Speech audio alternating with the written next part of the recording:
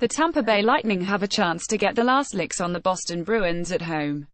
Dan Girardi scored 3:18 into overtime to give Tampa Bay a 4-3 victory over Boston on Friday night, in a game that featured more face-licking from Brad Marchand but left the Lightning with a 3-1 lead in the Eastern Conference semi-finals as they return to Florida for a potential clincher in Game 5. Dan Girardi scored 3:18 into overtime to give the Tampa Bay Lightning a 4-3 victory over the Boston Bruins and a 3-1 lead in their Eastern Conference semi-final series.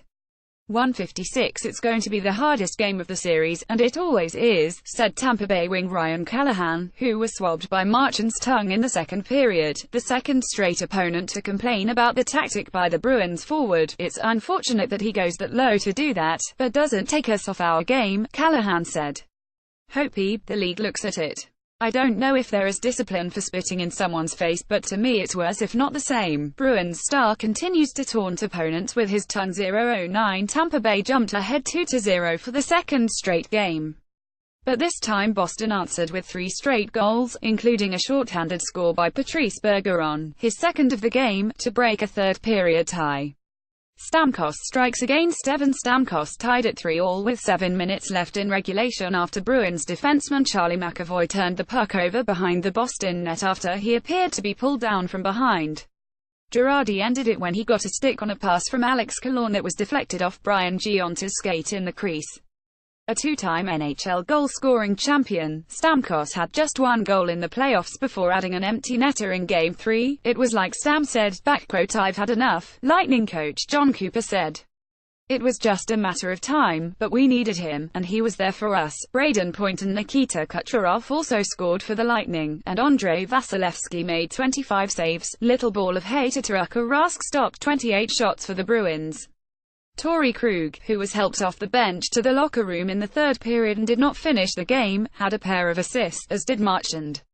But Marchand, whose nickname Little Ball of Hate even made its way to President Barack Obama when the Bruins visited the White House after their 2011 Stanley Cup win, was the talk of the post-game more for his penchant for licking opponents. Marchand went nose-to-nose with Callahan after a whistle with 1:21 left in the second, then leaned in and tried to lick Callahan's face. The Lightning forward pushed him away. "He punched me 4 times in the face," Marchand said. "He just kept getting close. Nothing big." The Toronto Maple Leafs also complained about the tactic during their first-round series with Boston. Told that Callahan compared licking to spitting and said it should be penalized accordingly, Marchand said, "That's cute. Good for him." Bruins instigator has found a new tactic. 0:26 Lightning jump ahead early 2 nights after scoring twice in the first 3:19 for a lead they would never relinquish. The Lightning again opened a 2-0 lead. Point scored about 5 minutes in when he split defenders Zadnor Chara and McAvoy at the blue line and then faked out Rask in the crease.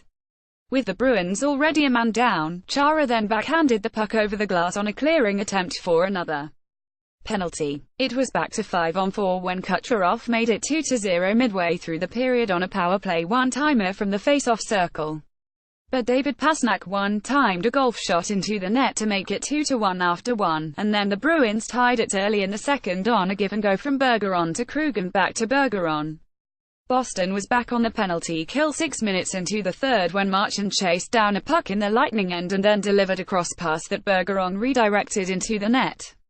Tampa Bay tied it with 7 minutes left after Kucherov appeared to pull McAvoy down behind the Bruins net.